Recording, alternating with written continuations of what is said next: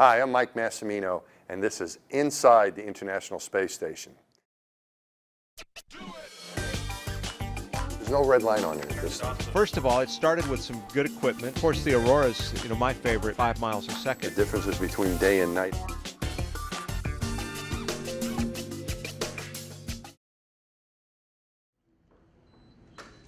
Okay.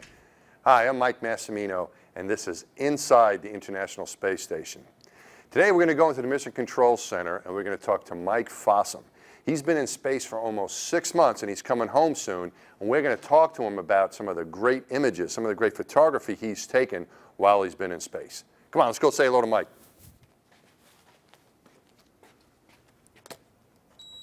Not even doing anything, or you're not getting any of this. Yeah, I'm recording. This is some of Emily's It's all best electrons. stuff. Electrons, man.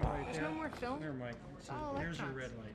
Oh, there's a red light. Turn it away. I don't want to see myself. No pictures. No, it Yeah, makes me look at the we don't thing. need to see that. All right. Is Mike ready for this? I think so. What happened to Dylan? He disappeared again? Yeah, I see her. He's on the phone. Dylan's ordering a pizza. It was really cool over in the IMAX theater over Space Center Houston. If you were traveling that fast, how fast is it though? That's. Well, we really appreciate you spending some time with us. We know you're coming to the end of your stay up there, and very little time, and you're real busy. But we just wanted to ask you a couple questions. One thing that's been going on down here is we've really been enjoying this great photography, these images you've been sending down, and it almost looks like it's science fiction or some kind of Hollywood stuff. But there's no way anyone could imagine this, of how beautiful it is. And so we're wondering, how did you do this? Well, how do you get those great shots that you've been getting up? Well, first of all, it started with some good equipment that we have, and particularly the low light stuff. It's the D3 camera has some really amazing low light capabilities, and then it was good training. The training team at JSC, I told them I was interested in this kind of stuff, and so we worked on it some. I started with the training and the procedures up here, and then I started practicing, and that's one of the great things about a long duration mission. On a shuttle mission, you're good if you can point a camera to the window and take a few snapshots. But up here, you have the time, and we have weekends and some off-duty time to practice these things, and that's what I did. I spent a lot of time, in the cupola during the night passes, trying to figure out how to get the right lighting and timing. Yeah, because the nighttime imagery is so amazing, because it's so hard to get. Up until now, recently that you've been able to do it like this, you see all these beautiful scenes during the day that we can get because there's plenty of light, and you can see with your eye. At nighttime, it's like this magical place in space. Of course, the Aurora's, my favorite, because it's just an unbelievable phenomenon, and I've seen it once from the ground. I saw it once many years ago on a Boy Scout trip into the wilderness of Canada, and I've always just dreamed about seeing it. I saw it on that trip, and then have never seen it since, except for the little smudge on my shuttle flights.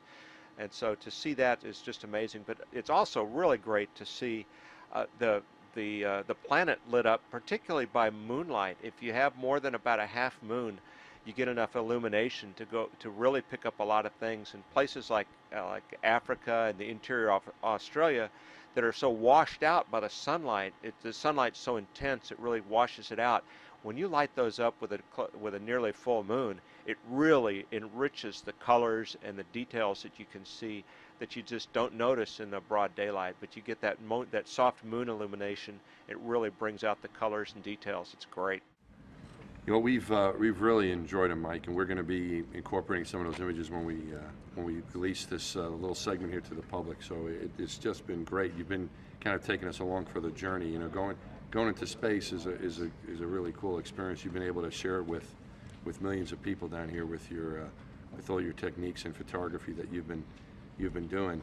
I wanted to ask you a little bit more about the Auroras, because, like you said, you saw them on Earth. Up in Canada, that's what I always thought it's a northern kind of thing, northern lights, whatever. But you've been seeing them all over the planet. What's the story with that? Is something different going on right now? Well, the sun's activity is picking up, and that's what really allows us to see them like this. And that it's the charged particles that are streaming from the sun when it goes into an active sunspot time, and there's a huge area of physics associated with this. It's just fascinating science with the sun's cycle. It's roughly an average of 11 years when you go through this period of high activity, and it's ramping up right now. A great job with the photography and the video and describing it, and I can just tell talking to you, that you're really having a great time up there, and it's been a very special time in your life to be up there and living up there for the amount of time you've been there, and it's almost time for you to come home. So I was just wondering if you wouldn't mind sharing a little bit about what you're feeling right now with this wonderful experience you've had, but at the same time you're going to come home and see the family and your friends here in I guess a few days really, and just wondering how you're feeling about that. The mission has met every expectation I could have. To be here for the final shuttle mission was a very bittersweet experience. It was very emotional for everybody involved. It truly was.